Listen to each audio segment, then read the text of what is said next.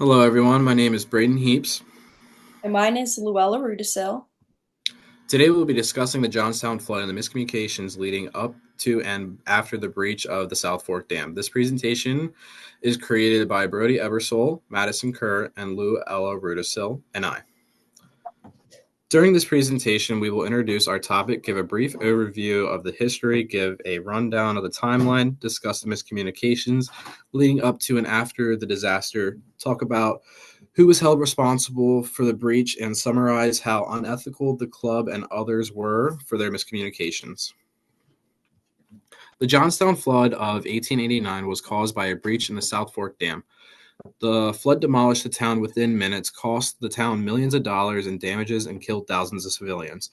Three topics had written miscommunications apparent from the event. The ASCE report covering the dam's failures to cause contained multiple written unethical and unclear miscommunications. The second topic came from an unclear telegram that was worsened the situation.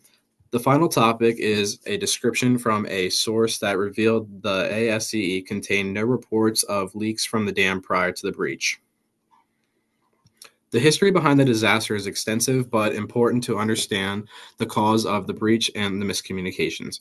In 1840s, the Western Reservoir was designed by a certified civil engineer by the name of William Morris. Unfortunately, due to the recession, the dam was delayed over a decade. Working with Morris, a state-sent civil engineer, Sylvester Welch. Welch made it very clear that since this was an earthen dam, water could not be allowed on top of it for fear of collapsing. So, with Welch's worry in mind and with a new amount of finances in hand, the Commonwealth of Pennsylvania finally got the dam done in 1851, and a year later, the reservoir built. During its beginning years after finishing construction, the dam was very well taken care of. Any cracks or leaks were rapidly repaired. In 1856, the dam was said to be in excellent condition. Unfortunately, in 1857, the PPR Company of Pensy, which was named of the massive railroad track from Philadelphia to Pittsburgh, purchased the land containing the dam and the reservoir. After purchasing the area, the PPR abandoned the reservoir, leaving it to local employees occasionally checking in. With the reservoir no longer in use, it quickly became a spot for boating and fishing, while others stole the steel from the discharge pipes to sell. In 1862, after being abandoned and torn apart from thefts, the dam finally cracked and a flood came rushing down. The flood fortunately only destroyed a house, barn, and some of the PPR track in the area. Due to the Civil War occurring at the same time, no one was focused on the breach, and it went particularly unnoticed by the public. The PPR did not have a huge care either, as they were planning to completely abandon it anyways. Eventually, the dam was sold to a man named Benjamin Ruff in 1879. Ruff had wanted to turn the reservoir into a lake for usage by the South Fork Hunting and Fishing Club, which he was a prominent member of. To try to get the dam to work better for his recreational purposes, he lowered it along with adding a fish screen to the spillway valves. While he did fix the leaks in the dam, they were placed improperly. While working on these fixes and changes, Ruff refused to ever work with an engineer instead leading everything himself. It was said that he made every decision based on money and not the care of the dam. All of his workers that he had hired were inexperienced, and their construction did not meet the correct standards. It was in such poor condition that it became a joke for the residents that it would eventually break open. Once the construction was concluded, the lake was filled to maximum height, which was 60 feet. There were multiple close calls and leaks occurring throughout the rest of the dam's life up until the destruction. On May 28, 1889, a storm hit Johnstown, causing the water levels in the lake to rise up an additional 7 feet. While attempts were made to stop the inevitable doom of the dam, they did not work. And due to the lack of warning to residents, along with their lack of care due to prior warnings, the dam broke and came roaring down the hill. In total, it killed 2,209 people and caused over $158 million in damages. After the flood finally stopped, its torment, the American Society of Engineers, or ASCE, met to discuss the flood and its causes. In the end, no charges were held against ASCE, the club, or Ruff.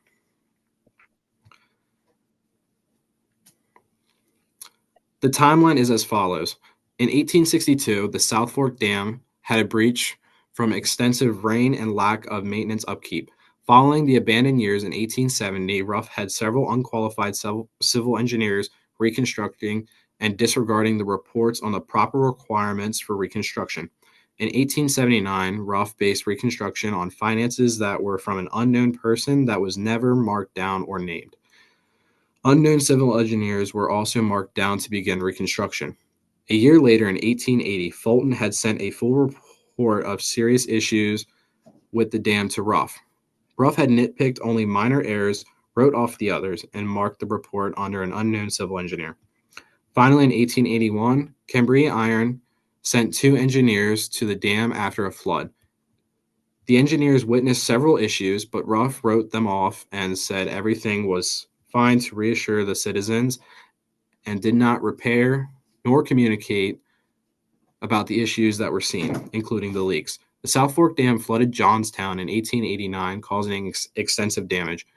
It was also the day the unclear telegram was released. The ASCE report was published in 1891, almost 2 years after the disaster. Part of the history involves some background on the communication between Benjamin Ruff and Cambria Iron. Due to his experience working as a contractor, Benjamin Ruff decided that he was qualified enough to supervise and direct the construction of the dam and reservoir. The dam should have been supervised by a civil engineer instead of a contractor, as both of those fields have completely different areas of expertise. It is assumed that Ruff made himself the supervisor instead of outsourcing a qualified engineer due to finances. It is assumed that finances played a part in most of his decisions regarding the dam.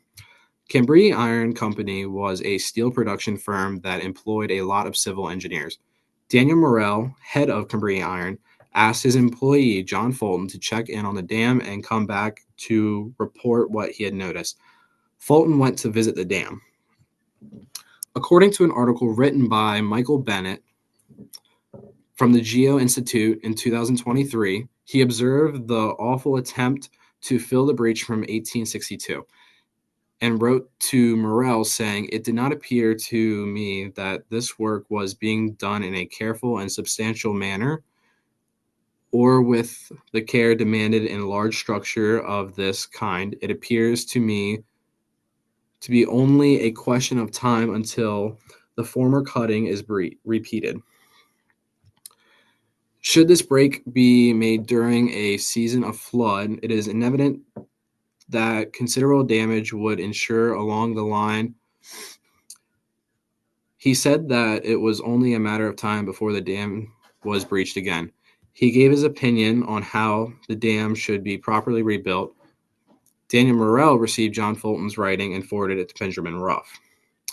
Ruff responded back quickly, offended that John Fulton apparently didn't refer to the club by its correct name.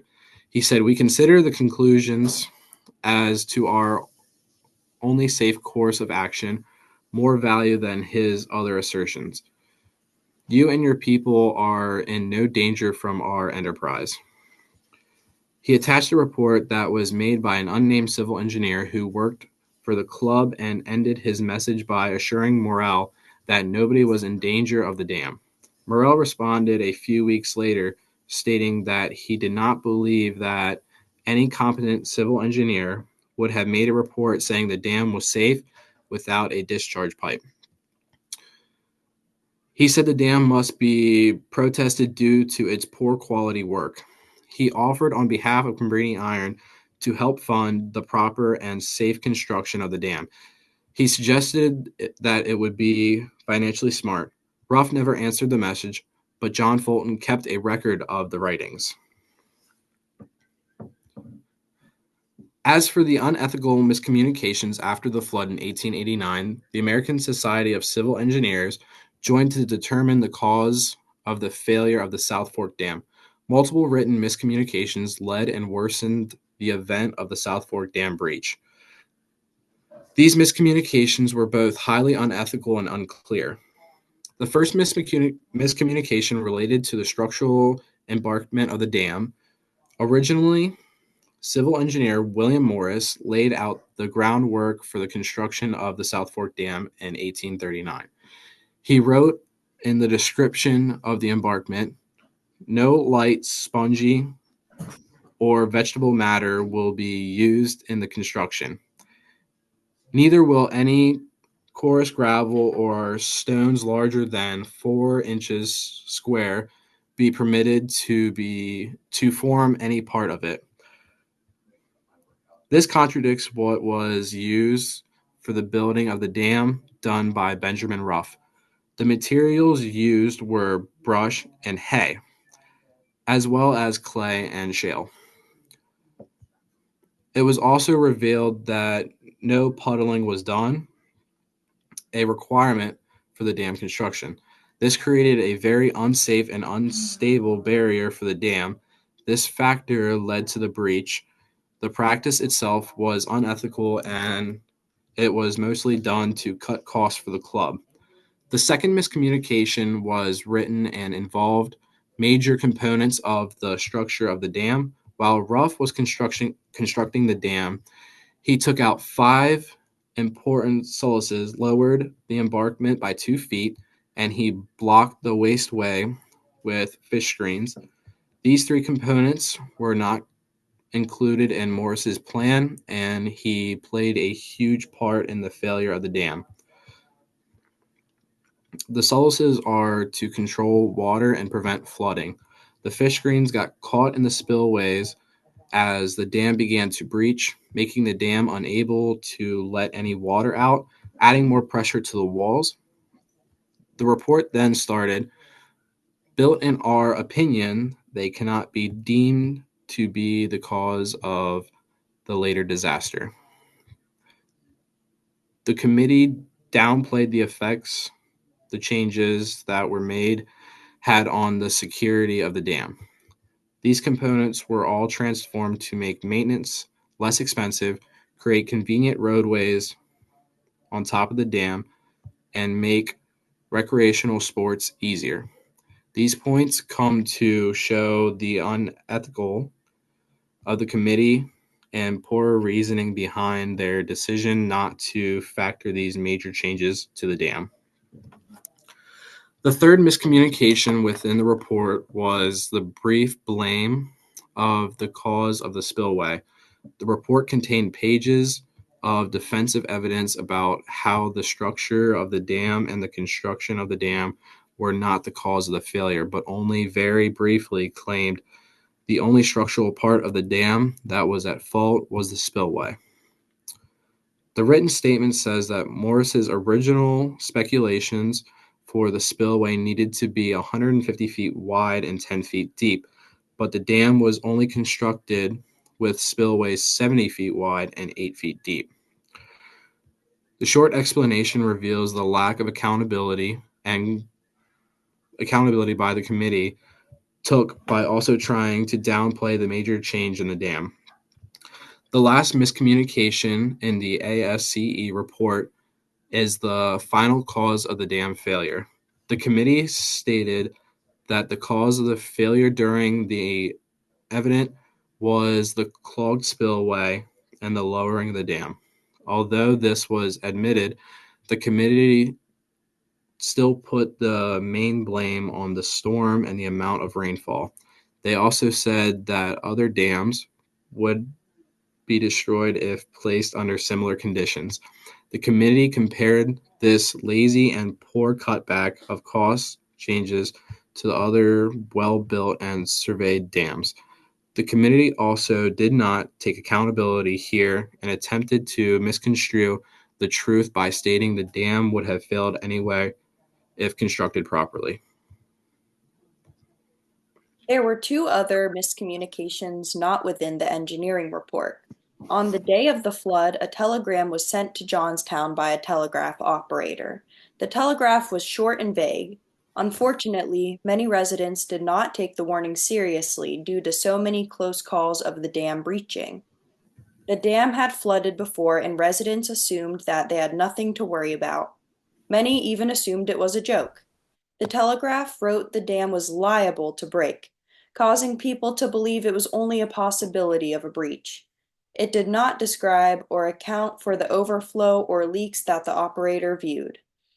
The lack of urgency and warning from the Telegraph was one of the crucial issues that led up to many citizens dying. It can be viewed as an unclear miscommunication from the short, indefinite wording and a lack of many warnings sent to Johnstown. One of the other miscommunications was found in geotechnical history research. The research made points to say that many leaks appeared over the years as the dam was being constructed and after the dam was finished, causing much concern for residents. The ASCE report did not mention any leaks, leaving a very important piece of information out of public portrays the report as highly unethical and reveals a lack of trustworthy evidence. There are multiple people responsible for the flooding of the dam. That largest person to blame is Benjamin Ruff. Since he was not only the owner of the dam, but the one in charge of fixing it, it is very clear that his responsibility to ensure the dam was up to standards and unable to break. Beyond the negligence to fix the dam correctly, Ruff ignored multiple warnings from Cambria Iron.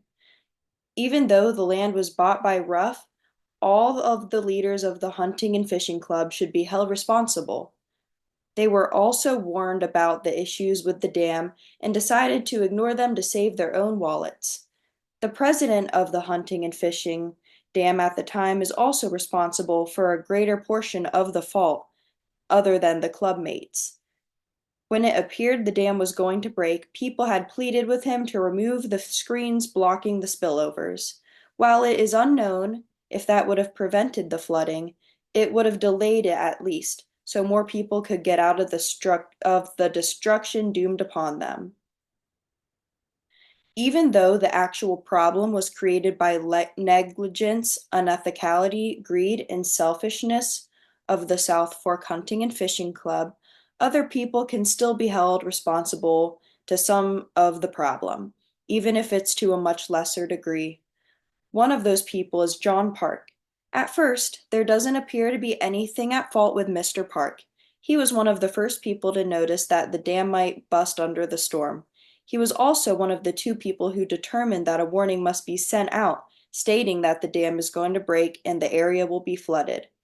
So he departed out to South Fork to have the message sent out. Once arriving, Park told some men about the incoming flood and asked them to tell the telegraph operator. After speaking to the men, Park left and went back to the dam. Unfortunately, this is where Park becomes at fault, along with the men who he spoke to. None of the men told the telegraph operator like they were supposed to, and since Park had already left, he could not enforce that the operator was notified. Eventually, the operator did hear about it, but it caused the residents to lose valuable time.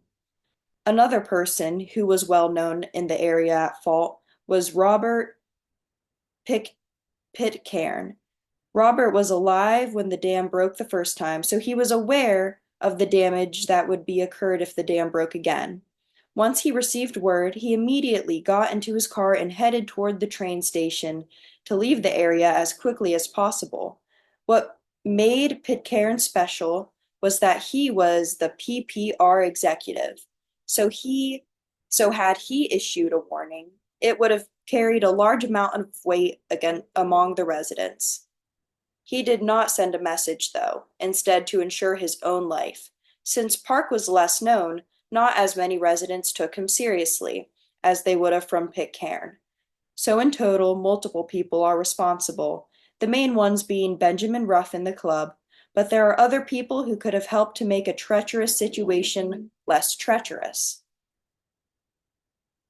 The damage of the flood affected all of Johnstown and more for years. After the flood, over 2,200 people died. Many people died immediately, were washed away and drowned, or died from the fire. The fire started after flammable debris caught flame and even more residents were killed. The effects were long lasting.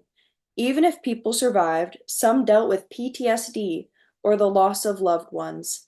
Many people had to bury their entire family. The homes, farms, land, businesses, and main railroads were destroyed. The damage amounted to $158 million. Even after victims had to deal with their unimaginable losses, they tried to take their cases to court, and every single one lost against the club. The impact of the miscommunications from before the flood and the miscommunications within the ASCE amounted to terrible consequences for Johnstown and horrible circumstances for the citizens.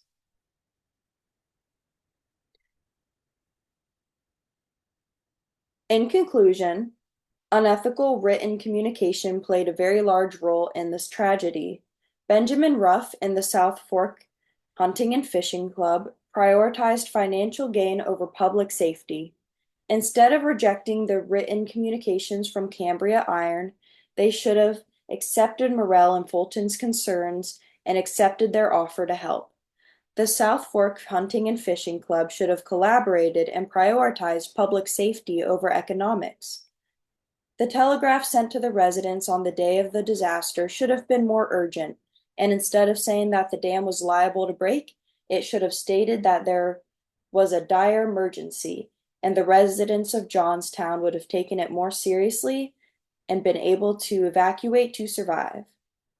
Following the tragedy, the ASCE was reluctant to publicize the report on the cause of the deadly flood due to their business connections. When the ASCE finally made their report public, it was not truthful about the lack of concern for safety of the dam led up to the disaster. They protected their own interests, and instead of reporting the truth about why the dam failed, the report blamed the breach of the dam solely on the amount of rain from the storm. Nobody was held accountable. Thousands of people died, and they never received justice due to unethical written communication. Ethical communication is highly important in a business setting because any business has an intrinsic obligation to keep the public safe and informed. Now that we have explored this, you can have a deeper understanding about the events of the Johnstown flood that were caused and worsened by written miscommunication and unethical written communication.